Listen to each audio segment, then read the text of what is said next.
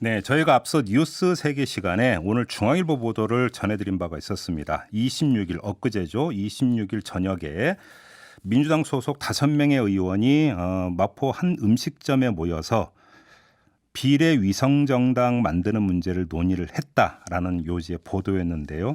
그래서 저희가 새벽같이 이 참석했다는 5명 의원들에게 계속 전화를 돌렸습니다. 긴급 취재를 위해서 전화를 돌렸는데요.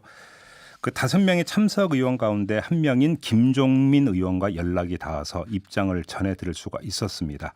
간략하게 취재된 내용을 좀 전해드리면 이런 겁니다.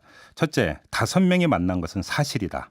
그런데 중앙일보가 보도한 것처럼 비례정당을 만드는 거에 합의했다는 것은 전혀 사실이 아니다. 오히려 5명이 만나서 논의한 내용은 정반대다. 이게 김종민 의원의 반박이었습니다. 시중에 이런저런 여러 가지 이야기가 나오고 있지만 민주당은 비례정당을 만들면 안 된다. 이 손해보자고 연동형 비례제 시작한 일인데 이 민주당이 손해보더라도 국민을 믿고 가야 된다. 이게 그 자리의 결론이었다. 김종민 의원은 저희 제작진에게 이렇게 입장을 밝혔습니다. 민주당만 보면 손해이지만 진보와 보수, 진영 전체로 보면 유불리가 왜곡되지 않는다라는 판단을 5명의 의원이 공유했다라고 하는 게 김종민 의원의 주장이었다라는 점을 전해드리겠습니다. 그러면서 저희가 좀 긴급 인터뷰를 부탁을 했는데요. 이런저런 사정 때문에 인터뷰는 사양했다는 이야기까지 함께 전해드리겠습니다. 자, 이 점 전해드리면서 3부 인터뷰 시작을 하겠습니다. 간만에 선거 얘기를 좀 해보겠는데요. 여야의 공천 작업이 한창인 가운데 수도권 격전지의 대진표가 속속 드러나고 있죠. 그 가운데 한 곳이 바로 서울 구로울인데요. 아주 뜨거워질 것 같습니다. 이 서울 구로울은 미래통합당 공천관리위원회 관계자가 이 통합당에는 서울에서 가장 험지이지만 윤건영 전 청와대 국정상황실장을 잡기 위해서 자객 공천할 계획이다. 이렇게 말했던 바로 그곳인데요. 이곳에 미래통합당의 공천장을 받은 사람이 김용태 의원입니다. 자, 전화로 직접 만나보겠습니다. 의원님 나와 계시죠? 안녕하십니까, 김용태입니다. 네. 지역은 좀 둘러보셨죠, 의원님? 못 돌아봤죠. 지금 이 상황에서 어디를 돌아다닐 수 있겠습니까? 그러면 전혀 지금 지역 한 번도 그러니까 둘러보시지를 못했어요? 차로 그냥 돌아볼 정도였고요. 네. 공천장은 받았지만 선거운동은 개점 휴업 중입니다. 그렇죠. 네, 근데 이전부터 한번 여쭤보겠어요. 제가 이제 조금 전에 소개 말씀드리면서 자객 공천이라고 하는 표현을 공관위 관계자가 썼다고 전해드렸는데 이 표현은 만족하세요? 마음에 드세요? 언론에서 붙인 이름이지만 네. 저를 공관위에서 구로울에 배치한 것은 네. 분명하게 문재인 정부 3년의 국정 실무 총책임자였던 네. 윤건영 전 실장하고 맞서 싸워 이기라라고 배치한 거기 때문에 네. 틀린 말은 아닌 것 같습니다. 제가 이제 요걸 그러니까 이 질문을 드리는 취지가 하나가 있는데 의원님 삼선 의원이십니다. 예, 당 사무총장도 지냈고요. 그러니까요. 삼선 의원이시고 그러니까 당의 어떤 중책도 역임하신 바가 있는 분이신데 예. 윤건영 실장이 이제 청와대에는 있었다고 하지만 이번에 이제 정치에 입문하는 신인 아니겠습니까? 정치 신인을 겨냥해서 삼선 의원이 자객으로 나선다라고 해서 뭔가 모양새가 좀 이상하지 않나요, 의원님? 종로에 출마한 이낙연 전 총리의 경우 네. 문재인 정부의 대표격이라고 할 수 있겠죠. 네. 그렇다면 윤건영 전 실장은 문재인 청와대의 대표격입니다. 네. 따라서 우리 미래통합당은 국민에게 지난 3년 문재인 정권 제대로 했는지 네. 심판해달라고 당연히 얘기할 거고요. 네. 그런 의미에서 종로의 이낙연 전 총리하고 그 구로을의 윤건영 전 실장은 네. 문재인 정부 지난 3년에 대한 심판의 가장 핵심 대상이라고 분명히 말씀드릴 수 있겠습니다. 그럼 이제 미래통합당이 이제 선거 이제 기본 접근법은 정권 심판인데 이 정권 심판에 대한 어떤 국민적 어떤 판단이라고 할까요? 추인을 받는 상징적 격전장 가운데 하나가 서울 구로울이다 이런 말씀이신가요? 정리를 하면? 그렇습니다. 유권자가 호응을 하실 거라고 확신하세요? 국민들께서 네. 선거에 임하시는 거는 개별적인 후보들의 경쟁력이나 네. 비전 제시도 있겠지만 예. 전반적으로 나라 돌아가는 형편, 네. 특히나 집권 세력의 이 국정 운영에 대한 이 결과에 대해서 심판하는 건 너무나 당연한 일이고요. 네. 이 총선에서 결국은 아까 말씀드린 대로 이 정부 대표라고 할 수 있는 이낙연 전 총리하고 청와대 대표라고 할 수 있는 윤건영 실장에 대해서 네. 당연히 심판할 것이라고 생각합니다. 뭐 저는 윤건영 전 실장도 문재인 정부 국정의 총실무 책임자였으니까 네. 잘했다라고 당연히 얘기를 할 것이고요. 예. 그래서 뭐 그 점에 대해서 정권 심판을 피할 이유가 있겠습니까? 저는 윤 전 실장께서 예. 뭐 당연히 정정당당하게 문재인 정부 3년간 잘해왔다. 그래서 그거에 대해서 심판하려면은 뭐 달게 받겠다라고 나설 거라고 생각합니다. 자, 그러면 이렇게 한번 여쭤볼게요. 이제 정권 심판론을 말씀하셨는데 지금 네. 여기서 이제 시간 관계상 정권을 심판해야 되는 이유 딱 하나만 뽑아서 핵심적으로 말씀해 주신다면 어떤 걸까요? 먹고 사는 문제죠. 이 3년 동안 네. 우리 국민들 정말로 먹고 살기 힘들어졌는지 좋아졌는지 네. 당연히 국민들께서 판단하실 겁니다. 이 먹고 사는 문제 때문에 정권을 심판을 해야 된다 이런 말씀이시죠? 그 뒤에 할 얘기는 많은데 네. 제가 짧게 그렇게만 얘기하겠습니다. 알겠습니다. 지금 그 의원님께서는 원래 지역구가 양천 쪽이었잖아요. 예, 양천 을 지역이었습니다. 그렇죠. 양천 을이었는데 이제 그 일찌감치 그 지역구에서 이제 출마는 안 한다라고 선언을 하셨고요. 예. 이번에 이제 지역구를 바꿨는데 문제는 이제 지금 그 코로나19 문제 때문에 거의 이제 그 대면 선거 운동이 그 지금 중단돼 있는 상황 아니겠습니까? 예, 뭐 전화로 인사하는 네. 정도에 그치고 있는 게 사실입니다. 예. 그리고 어찌 보면 정치적으로 당연히 또 그렇게 해야만 될 것 같은데요. 근데 문제는 지금 의원님 입장에서는 구로울이 그러니까 그 생소한 지역이고 구로울 유권자 입장에서도 의원님이 생소할 텐데 예. 이것이 상당히 타격이 될 거라는 생각 혹시 안 해보셨어요?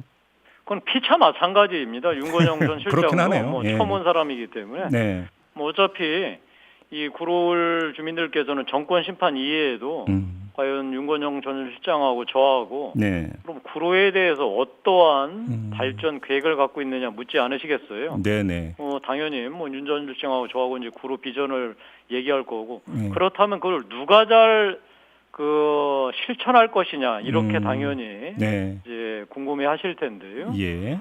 뭐 윤 전 실장이야 그렇게 하지 않겠습니까? 자기는 뭐 이 정부의 실세이자 문재인 대통령 복심이니까 대통령 힘으로 해내겠다 이렇게 얘기를 하겠죠. 예. 저는 이렇게 얘기하겠습니다. 제가 양천을 지역에서 주민들한테 약속드렸던 이 여러 공약들 실천했던 내용들이 있었으니까 제가 3선에 성공하지 않았겠습니까? 네네. 그래서 저는 지역 사업에 검증된 프로페셔널이다 이렇게 말씀드리면서 구로 주민들한테 구로 발전 비전 발표하고 그 실천에 약속을 드리도록 할 예정입니다. 알겠습니다. 이제 그 미래통합당 차원에서 공천개혁의 핵심 화두가 바로 이제 수도권 험지 출마이었습니까 중진들의. 네.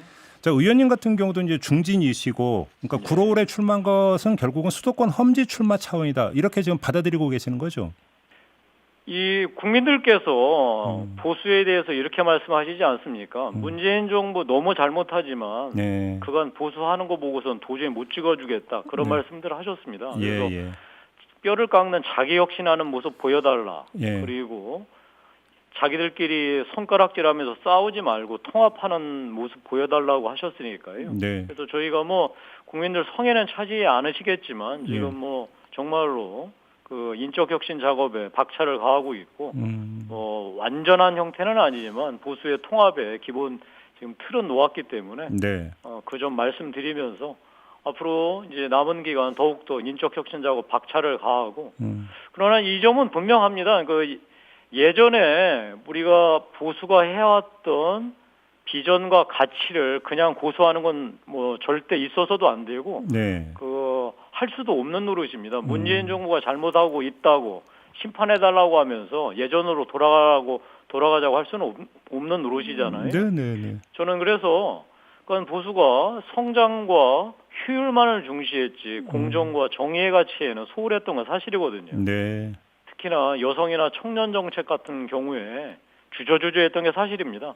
이런 부분에 대해서 혁명적으로 사고방식을 바꾸고 과감하게 정책을 제안하는 것, 그게 미래통합당이 나아갈 당연한 길이고 네. 뭐 그 길에서 제가 지금까지 해왔던 역할을 더욱더 박차를 가해서 해나가겠습니다. 근데 의원님 그 의원님을 제외하고는 그 네. 당에서 요구했던 수도권 험지 출마를 요구받았던 중진들의 그 적극적인 모습이 안 보이고 있고요. 뭐 콕 예. 집어서 예를 든다면 홍준표 전 대표나 김태호 전 경남지사 네. 수도권 험지 출마 사실상 거부했잖아요. 어떻게 처리를 해야 된다고 생각하세요? 그러면?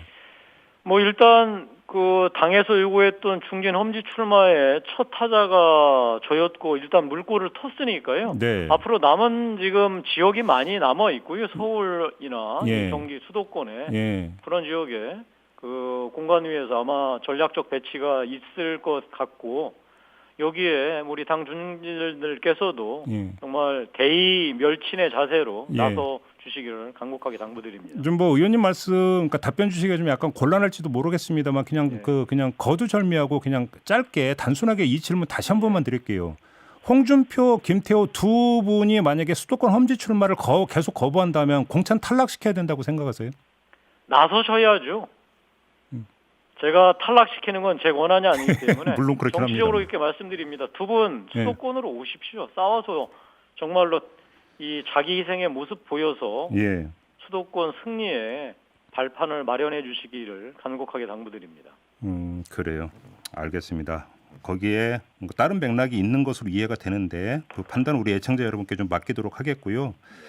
지금 그러니까 안철수 국민의당 대표가 미래통합당하고 손을 잡느냐라고 하는 것이 최근에 이제 그 관심사였습니다. 저희와의 인터뷰에서 김영호 공관위원장을 못 만날 이유가 없다라고 발언을 하면서부터 이제 관심사였는데 네.